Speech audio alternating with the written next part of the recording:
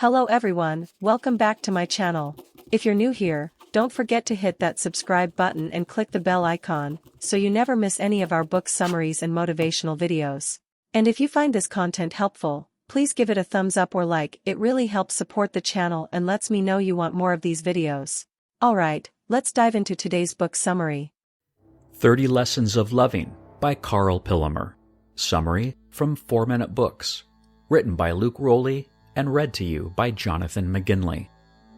One-sentence summary. 30 Lessons for Loving gives the relationship advice of hundreds of couples who have stayed together into old age and will teach you how to have happiness and longevity in your love life. Favorite quote from the author. Don't love each other for wealth or money. You have to love each other because you love them. You feel that in your heart. You don't care if they get old or if they get sick or if they get wrinkles. If you've ever been in love, you know how difficult it is. At first, everything seems great, but once the novelty fades, the real work begins. Sometimes you just get a feeling that it's not right and it doesn't even make it to that point. So, what does it take to find the right partner? And once you've done that, how do you keep your love alive for many years? There are a lot of books out there about the topic, but few have the power of personal experience on the matter. That's why Karl Pillemer studied long-term marriages, speaking with over 700 Americans who have been together for 30 years or more. He found the truth of what love really takes. He summarizes his findings in 30 Lessons for Loving, advice from the wisest Americans on love, relationships, and marriage.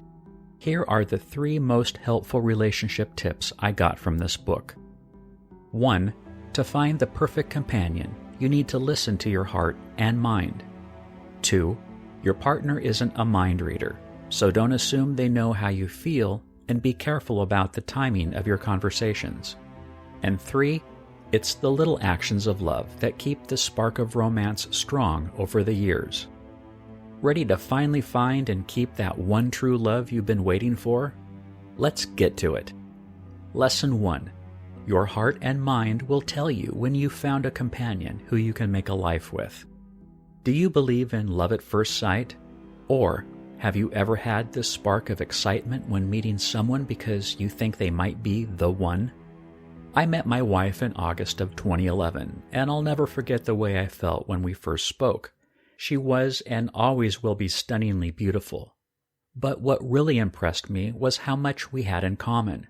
We both now talk about this incredible feeling of peace we have always had about each other, even from day one.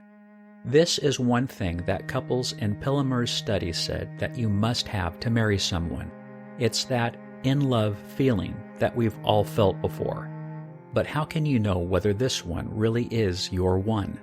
According to one 65-year-old, it also requires having a vision that the relationship could never end. Also, pay close attention when things might not feel completely right. This was the case for one woman who was married for 20 years before divorcing and remarrying. The problem with her first marriage, she said, was that something just didn't feel right before the wedding. If you've got nagging thoughts that something is wrong, confront them head on. A good way to do this is to ask questions to find out what your potential partner values. Having the same core beliefs is vital to a successful relationship.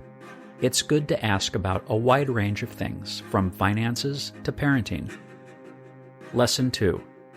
Timing your conversations right and remembering that your partner isn't a mind reader will help you communicate better. Couples fight. My wife and I do it, and you probably do too. I used to wonder how to decrease it, but then I realized 2 important lessons. 1. If you are disagreeing about something, then it means you're not hiding your feelings, but instead being honest about them, which is a good thing. And 2, you can communicate effectively regarding your differences in a way that doesn't lead to arguments if you only talk when your stomach is full and you are well rested. The thing about this is your willpower decreases throughout the day, so it's usually worst at night and after the kids are in bed, which is usually the only time you and your spouse will get to talk to each other. It's obvious now why so many couples fight and yell. Couples in the author's study confirm this truth as well. They say that picking the right time to share your feelings with each other is vital for success. Strong communication skills in general are a must if you want your relationship to last. Another important note that these sages of love told Pillemer is the importance of not making assumptions. We think that healthy couples just know what each other are thinking, but this is a huge myth. When you feel your significant other is thinking a certain way, don't guess, ask. And make sure to pay attention and really try to understand them if you want to make your relationship last. Lesson 3. If you want to stay together happily for many years, you need to continue doing small acts to show you love. It's hard to know how to keep the love you feel when you first meet alive for years to come, but remember that actions speak louder than words. This is especially true in relationships. That doesn't mean you need to go all out and prepare a fancy candlelight dinner each night. The little things that are better because you can do them more consistently. One man likes to surprise his wife by getting her things that she's previously expressed interest in. I found that having a shared Amazon wish list can be really helpful for this, by the way. You don't need to buy things, though. Simple, frequent compliments go a long way in keeping the love strong. And remember that sex, which doesn't always have to be intercourse, is like the glue that keeps you and your partner close. Another thing that couples in this study mentioned is something that my wife and I have seen be important for our success. It's the power of your friendship with each other.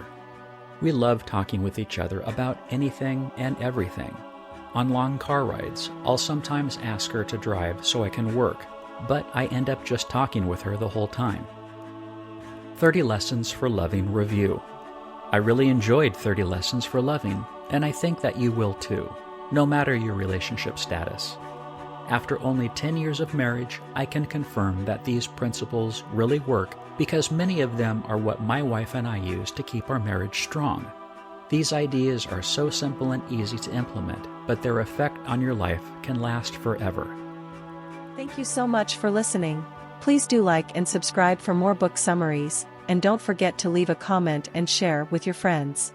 We always appreciate your feedback, and we will see you in the next book summary.